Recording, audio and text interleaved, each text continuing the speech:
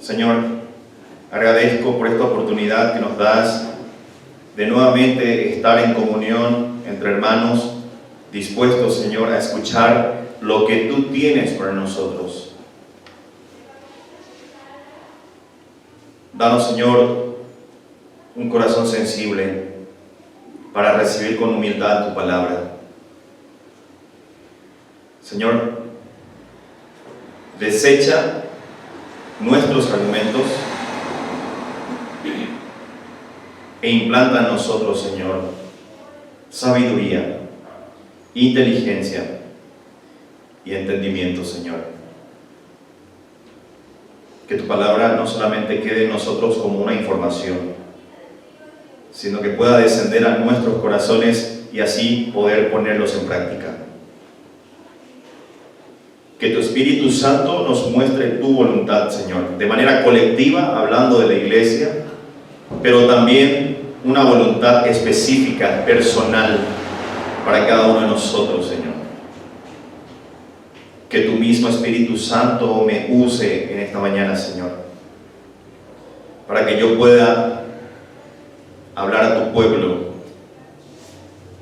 de aquella voluntad tuya, de esos propósitos, Señor, eternos, que han sido diseñados, Señor, sabiamente en el trono de la gracia. Que tu Espíritu Santo me use como un instrumento. Bendice a la iglesia, bendice a los hermanos que están aquí y pedirte, Señor, entendimiento nuevamente de tu palabra. Dejo este tiempo en tus manos, Señor. Oro así, en el nombre de Cristo Jesús. Amén.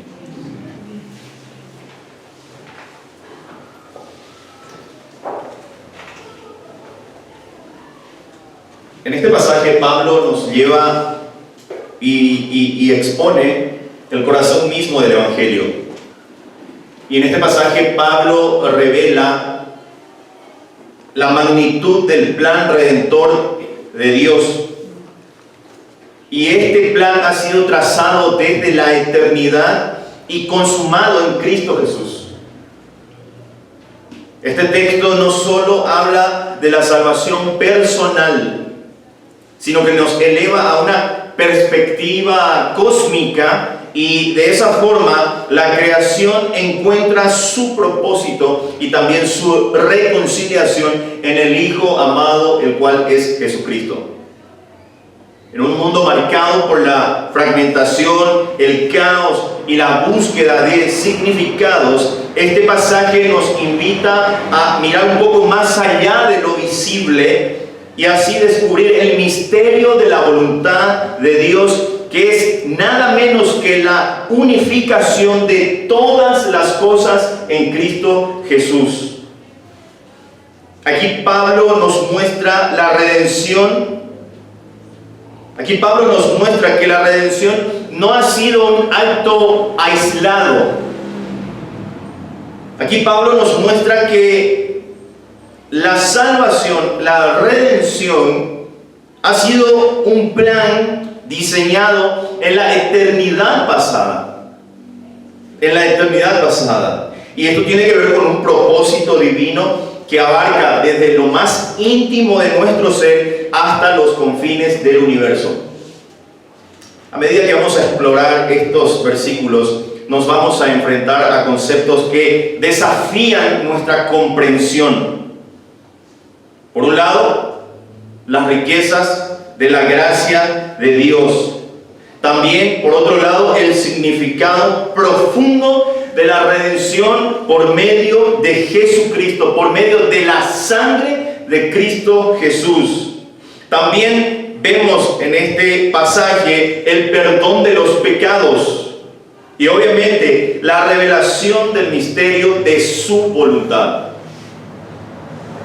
Cada palabra, cada frase está cargada de un significado que nos invita a reflexionar y maravillarnos de un Dios soberano que ha diseñado un plan de redención en la eternidad pasada. Esto no solamente lo tenemos que recibir como una información, Una cosa es recibir esto como una información y otra muy distinta es recibirla mediante la fe y de ese modo adorar de forma genuina al único Dios vivo y verdadero. Este sermón no es sencillo. No, la preparación de este sermón no ha sido sencillo, hermanos, porque el texto mismo no lo es. El texto mismo es muy difícil. Así que nos exigirá pensar con profundidad. Nos exigirá abrir nuestros corazones a la obra del Espíritu Santo y permitir de esa forma que la palabra nos transforme la mente y obviamente la vida de cada uno de nosotros. Pero, queridos hermanos, al hacerlo, vamos a descubrir que estas verdades no solamente son teología abstracta, sino el fundamento de nuestra esperanza, la razón de nuestra fe y la fuente de nuestra alegría. Así que, por eso siempre pido en mis oraciones que el Señor ponga en nosotros humildad para recibir su palabra y que deseche de nosotros los argumentos que hemos creado nosotros mismos, quizás erróneamente, de la palabra o de algunos pasajes. Vamos a desarrollar algunos puntos, queridos hermanos, con respecto a este tema importante. Número 1. La redención por medio de la sangre de Jesucristo. La redención por medio de la sangre de Jesucristo. Fíjense lo que dice el versículo 7. En quien tenemos redención por su sangre, el perdón de pecados según las riquezas de su gracia. Ahora, ¿quién? ¿En quién tenemos redención? Dice. Necesitamos hacer una conexión del pasaje en donde anteriormente nos habíamos quedado. ¿En quién tenemos redención? Según el versículo 6. En el amado, en Cristo Jesús. Entonces, tomando eso en cuenta, dice que tenemos redención por la sangre de aquel amado. No solamente eso, también tenemos el perdón de pecados. Ahora, el término redención, apolutrosis en griego, etimológicamente hablando, implica la idea de una liberación mediante el pago de un precio. Para que ocurra una redención debe de haber primeramente un pago y en segundo término debe de haber una liberación a causa de ese pago que se hizo.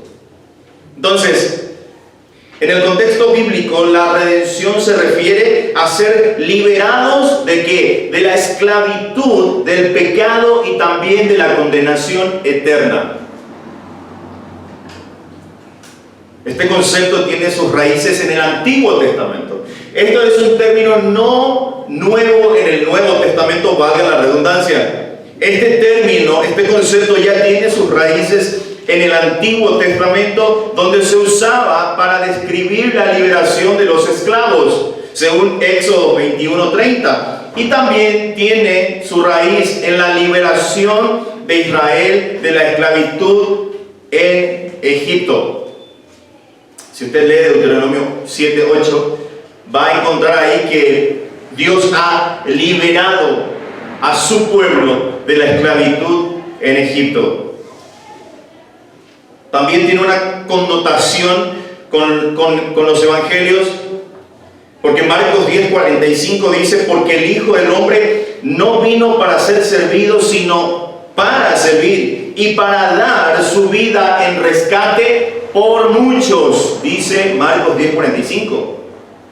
Pedro también se hace eco del mismo término, del mismo concepto, y en su primera carta, en 1 Pedro 1:18 y 19 dice: sabiendo que fuisteis rescatados de una vana manera de vivir, no con cosas corruptibles, dice Pedro, como oro o plata, sino con la sangre preciosa de Cristo, como de un cordero sin mancha y sin contaminación. Estos versículos enfatizan que la redención no fue gratuita para Dios. Entiéndase eso. El término de la redención sí fue gratuita para nosotros, pero para Dios no lo fue. Sencillamente, porque para Dios tuvo un costo infinito la vida de su Hijo, de su único Hijo Jesucristo. Y el precio de esa redención ha sido su sangre. Así que sí, para nosotros en un término ha sido gratuita la redención, pero para Dios no lo ha sido. Para Dios no lo ha sido. Pablo especifica que la redención se logró por su sangre. Ahora, la sangre de Cristo no es un amuleto como muchas corrientes la usan o la tienen. La sangre de Cristo bíblicamente tiene este objetivo: la redención. La sangre de Cristo simboliza su sacrificio expiatorio, simboliza su vida entregada en la cruz para pagar el precio de nuestro pecado. En la cultura judía, en el Antiguo Testamento, la sangre representaba la vida, según Levítico 17:11. Pero muy por el contrario, en el Nuevo Pacto, en el Nuevo Testamento, se convierte en el símbolo máximo de justicia y amor. El autor de la carta a los Hebreos, en Hebreos 9:22, dice: y casi todo es purificado según la ley con sangre, y sin derramamiento de sangre no se hace remisión. Juan en su primera carta, en 1:7, dice: pero si andamos en luz, como Él está en luz, tenemos comunión unos con otros, y la sangre de Jesucristo, su Hijo, nos limpia de todo pecado. La sangre de Cristo no solamente nos redime, sino que también nos limpia y en consecuencia nos reconcilia con Dios. Pablo enfatiza que esta redención es según las riquezas de su gracia. Sabemos o tenemos un concepto de la gracia, el cual es un favor inmerecido de Dios. Su amor y su misericordia son de manera inmerecida hacia nosotros, a pesar de nuestra condición pecaminosa. La redención no es algo que podamos ganar o merecer, es un regalo directo del Señor.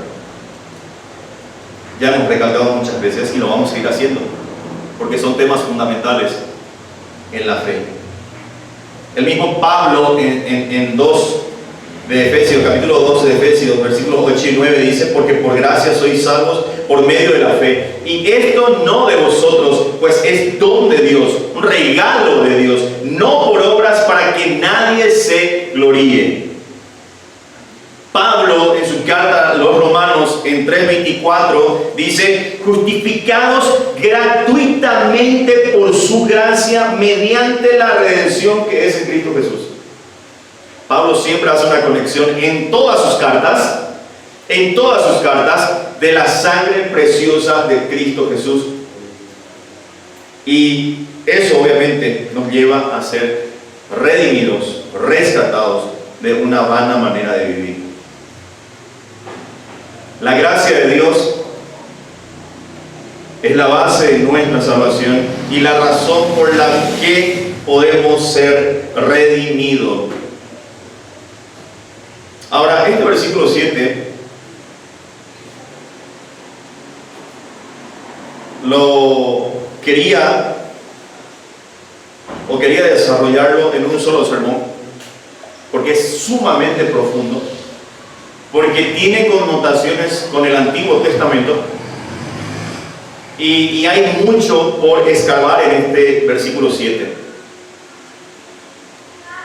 La redención no solo nos libera de la esclavitud del pecado, sino que también nos otorga el perdón de nuestras y de todas nuestras transgresiones.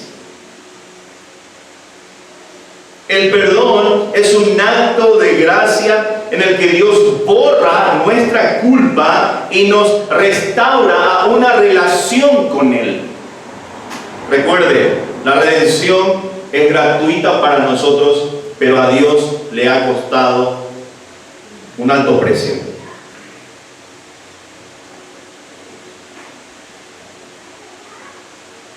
El pecado tuvo que ser muy grave para que Dios mismo envíe a su único Hijo a morir en rescate nuestro.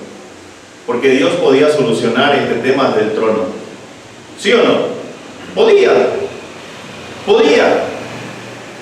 Pero había un plan diseñado en la eternidad pasada, que su Hijo vendría en rescate, como dice Marcos 10:45, por muchos. En rescate por muchos, dice Marcos 10:45. No dice el rescate para todos o por todos, por muchos. Juan en Apocalipsis 1:5 dice: al que nos ama y nos liberó de nuestros pecados con su sangre. El salmista también se hace eco de esto y dice: cuán está lejos el oriente del occidente, hizo alejar de nosotros nuestras rebeliones, en Salmos 103:12.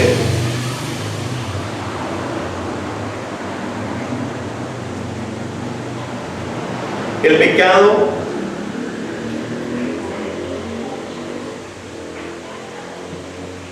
es el mal que asedia a la humanidad. Pero en Cristo Jesús tenemos perdón, y el perdón que Cristo Jesús ofrece es completo y definitivo, y ese perdón está basado en su obra en la cruz del Calvario. Así que en el primer punto vemos la redención por medio de la sangre de Jesucristo. Voy a citar nuevamente a Manton, y él dijo alguna vez: cuando vemos el pecado a través de las gafas de Satanás y la nube de nuestras propias pasiones y afectos carnales, no hacemos nada al respecto. Pero mediante las agonías de Cristo y en los dolores y sufrimientos de su cruz, logramos ver lo abominable del pecado, de modo que éste nos resulta más odioso. Continuando la cita dice: ningún remedio menor serviría para cambiar el hecho de que las agonías, el derramamiento de sangre y la muerte maldita del Hijo de Dios pueden procurar el perdón y la destrucción del pecado. Mediante este sacrificio por el pecado y el rescate de las almas podemos ver al pecado tal cual es. Solemos considerar el pecado a la ligera, pero para Cristo, finalizando la cita, para Cristo no resultó un asunto liviano que expiar.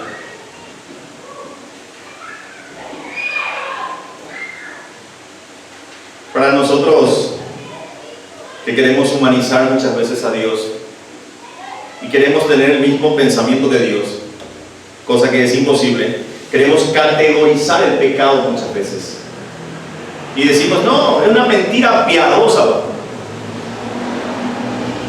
Mentira es mentira ante los ojos del Señor, y es un pecado de igual grave que un asesinato. El segundo punto que quiero compartir con ustedes: las riquezas de la gracia de Dios. Las riquezas de la gracia de Dios.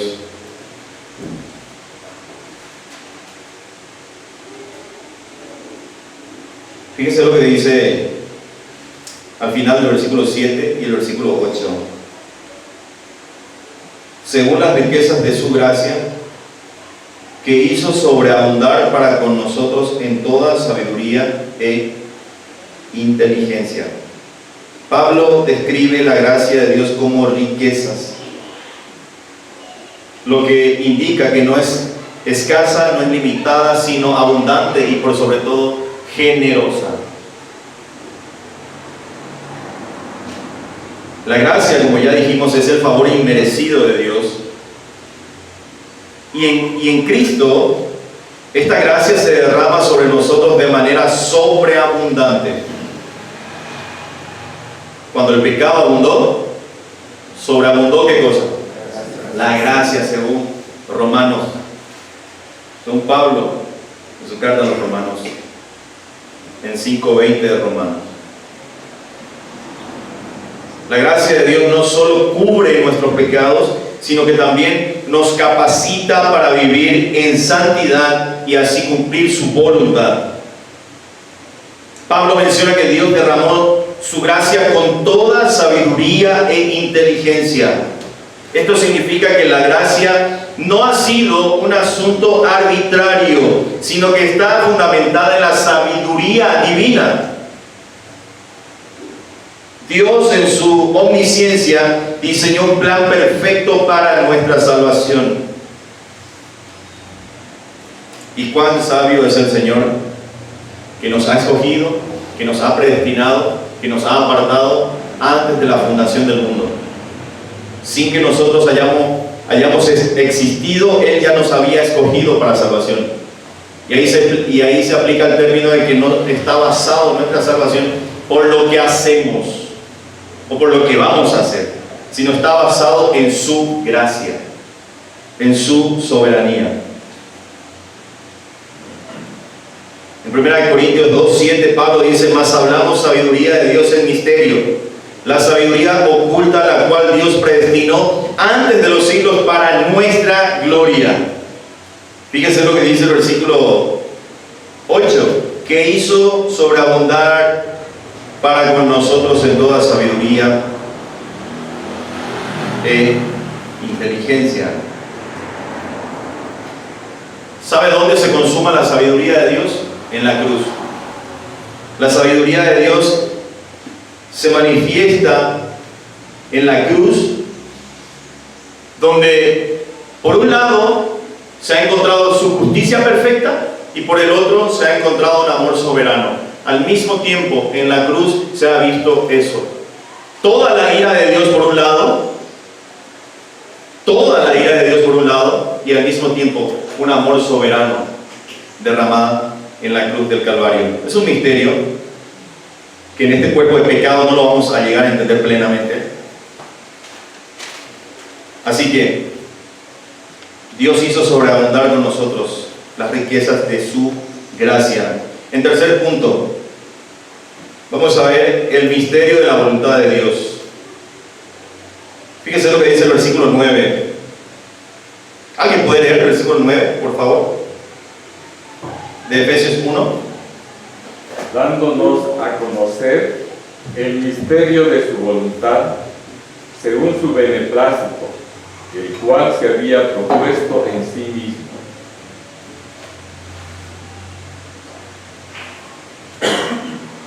Gracias, hermano.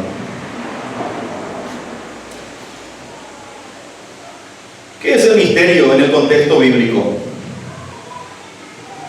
En el Nuevo Testamento el término misterio se refiere a verdades que antes estaban ocultas, pero ahora han sido reveladas por Dios. En este caso, el misterio es el plan eterno de Dios para reconciliar todas las cosas en Cristo.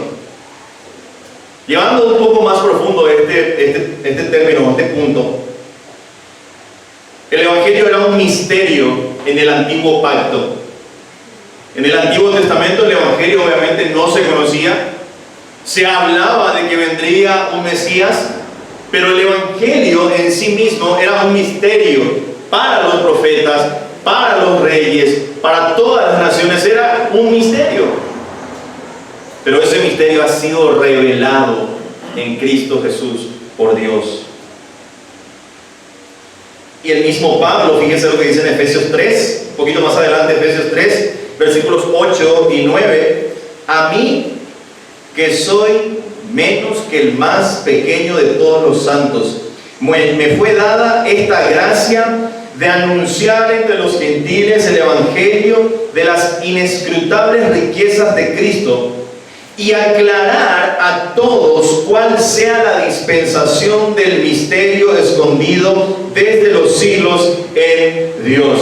Pablo fue el canal o la vía para anunciar este misterio antes oculto a los gentiles.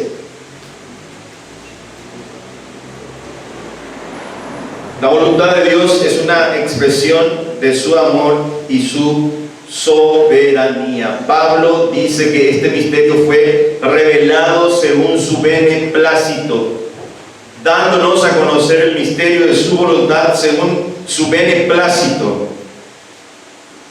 Es decir, según el buen propósito de Dios. Esto muestra que la salvación no ha sido nunca un plan B, sino fue algo y es algo que Dios había planeado desde la eternidad.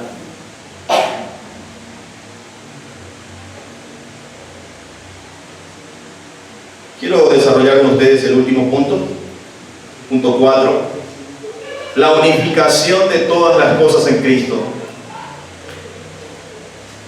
Otro hermano o hermana que pueda leer el versículo 10. ¿Quién puede leer? Para que cuando llegara el tiempo señalado, reuniera todas las cosas en Cristo, tanto las que están en los cielos como las que están en la tierra. Gracias, hermano. Aquí vemos una unificación de todas las cosas en Cristo. Pablo habla de la dispensación del cumplimiento de los tiempos, refiriéndose al momento designado por Dios para cumplir su plan. Esto muestra, queridos hermanos, que Dios actúa en la historia con un propósito y un tiempo perfecto. Nada ha sucedido al azar. Dios ha dirigido el curso de la historia con un propósito y ha llevado a cabo sus propósitos con una exactitud divina, y todo lo que Él se ha propuesto lo ha cumplido en su debido tiempo. Dios tiene su tiempo, queridos hermanos. Como dice el profeta, nuestros caminos no son como los caminos del Señor, nuestros pensamientos no son como sus pensamientos. Pablo en su carta a los Gálatas, en 4:4 de Gálatas, dice: pero cuando vino el cumplimiento del tiempo, Dios envió a su Hijo, nacido de mujer y nacido bajo la ley. Cuando vino el cumplimiento del tiempo, Dios tiene su forma de llevar a cabo sus propósitos, hermanos. Tiene su forma, tiene su tiempo, tiene sus condiciones, y nada es al azar, nada. Si tenemos en mente eso, podremos descansar con fe de que Dios tiene el control de absolutamente todo. No hay nada que usted pueda hacer para que usted pueda alterar el tiempo del Señor o los propósitos del Señor. Él tiene su tiempo, Él tiene su manera, Él tiene su forma. Así que lo único que usted y yo deberíamos hacer es descansar en aquel que todo lo puede y en aquel que tiene todo bajo control.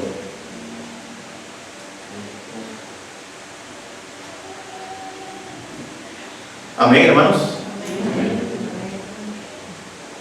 El propósito final de Dios en todo esto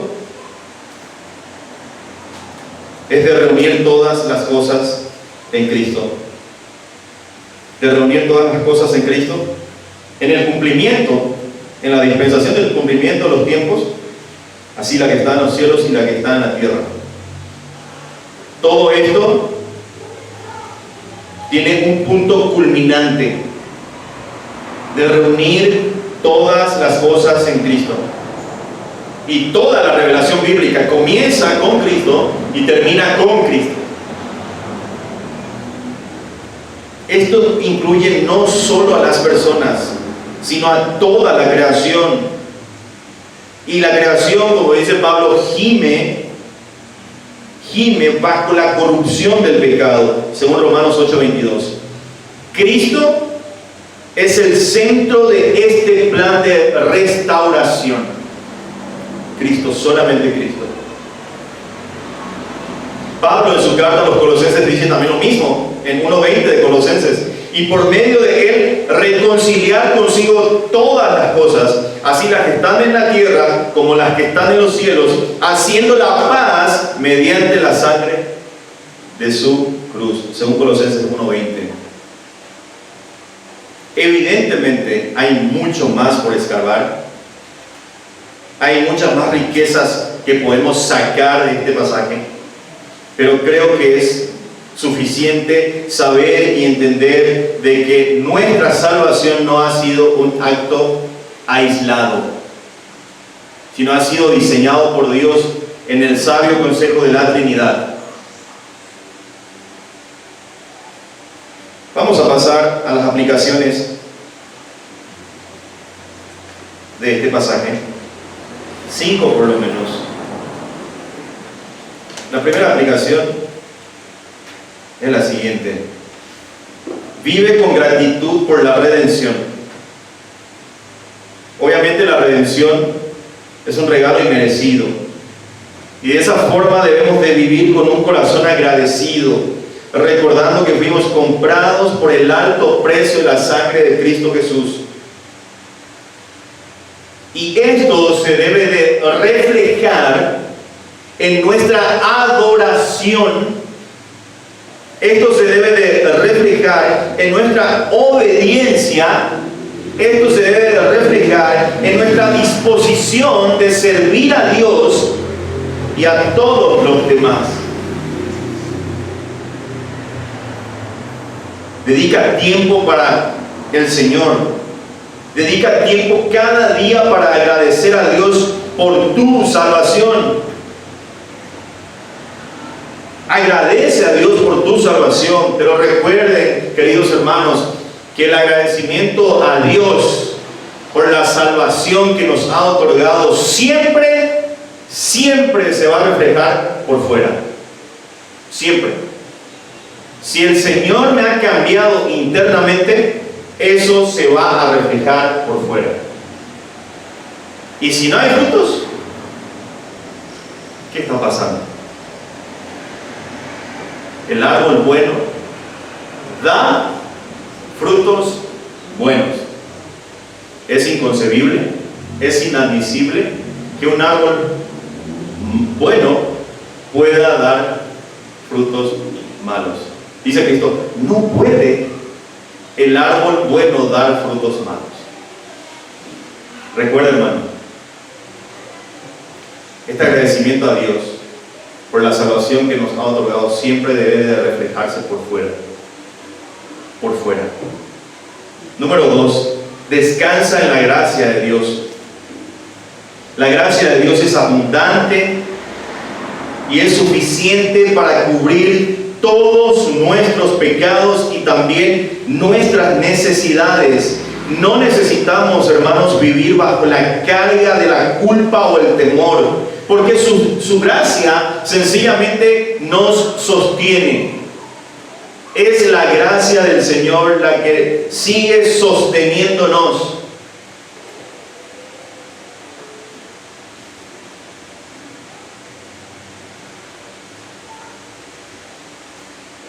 Ahora imagínense, hermano, por un momento, si Dios saque su gracia de este mundo y empiece a aplicar su justicia, ¿qué pasaría de nosotros? Anoche a los jóvenes le estaba también diciendo algo similar y dándole el ejemplo de Nadab y Abiú, los hijos de Aarón, el cual ofrecieron fuego extraño a Dios y fueron consumidos en el acto por Dios. Imagínense si eso Dios se aplica ahora en su iglesia. Esto no es poca cosa, hermanos. Esto es algo serio. Esto es algo serio. Esto es algo serio. Por eso es que la predicación bíblica, la predicación dada detrás del púlpito por un pastor, debe de ser totalmente serio, no tomándolo a la ligera, porque sencillamente detrás del púlpito hay un mensaje de salvación o de perdición, de gloria o de condenación, de vida o muerte. Así que, hermanos, cuando te sientas abrumado por el pecado o por las dificultades, recuerda que la gracia de Dios es más grande y nos sigue sosteniendo.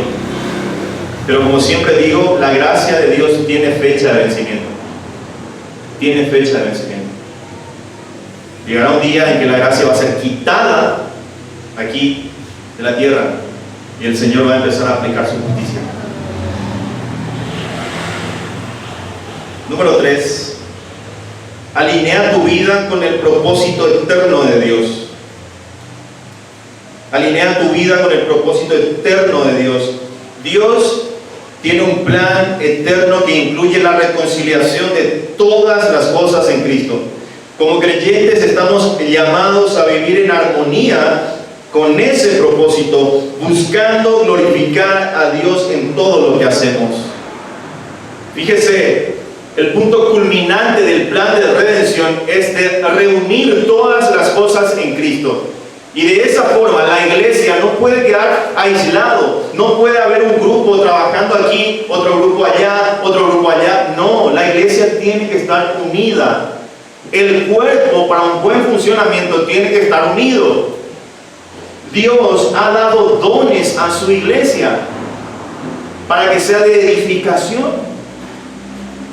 Y si el punto culminante de la redención es de reunir de todas las cosas en Cristo, nosotros no podemos quedar exentos de eso. Por eso es que siempre hago un llamado a la unidad de la iglesia. Para el buen funcionamiento del cuerpo, todos los miembros deben estar trabajando, desarrollando el don que Dios le ha dado, porque Dios le ha dado por lo menos un don. Nadie está en la obra sin don. Algunos sí tienen más, otros menos, pero nadie puede quejarse y decir: Señor, yo nunca tuve un don de parte tuya. Todos tenemos un don, por lo menos uno. Y como dice Cristo, al que mucho se le dio, mucho se le demandará. La pregunta que deberías de hacerte es la siguiente: ¿realmente estoy viviendo de acuerdo al propósito de Dios? Debemos de buscar maneras de servir en la iglesia, en la comunidad en que estamos, en la familia a la cual pertenecemos, reflejando el amor y la unidad que Cristo promueve. Penúltimo punto. Proclama el mensaje de reconciliación. Como dije, el plan de Dios es de reconciliar todas las cosas en Cristo, y nosotros somos embajadores de Cristo, como dice Pablo. Tenemos la responsabilidad de compartir el mensaje de salvación con otros. Hay que buscar oportunidades para hablar de Cristo con quienes no lo conocen aún. Pero por sobre todo, antes de hablar, escuche bien lo que le voy a decir. Antes de hablar de Cristo con otros que aún no conocen aún a Cristo, deberías de usar tu testimonio personal para mostrar a Cristo.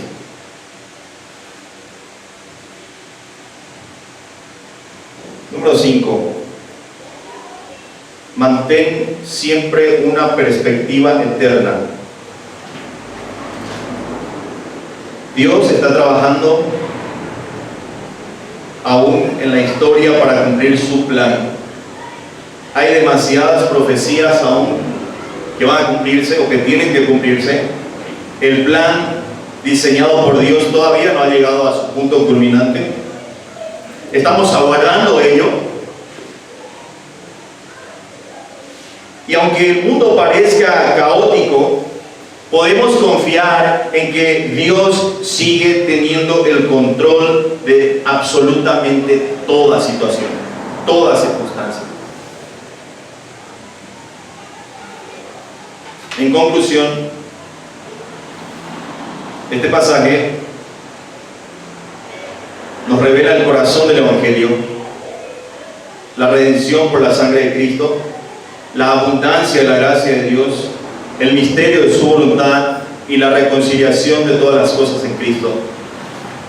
Y esto no son solamente una teología abstracta, como dije hace un momento, sino es el fundamento de nuestra fe y vivir una vida transformada por Dios.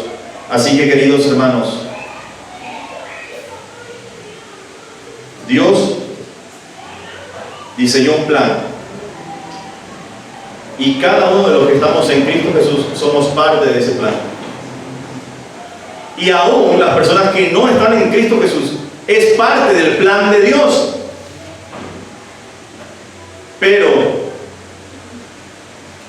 lastimosamente ese grupo de personas que no están en Cristo Jesús, que no pertenecen a la familia de Cristo, están rumbo a una condenación eterna, eternamente separados de Dios.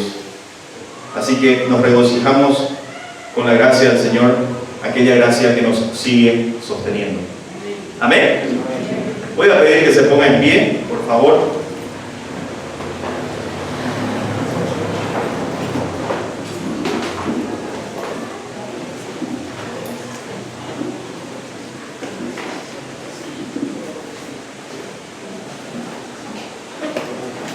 Vamos a orar.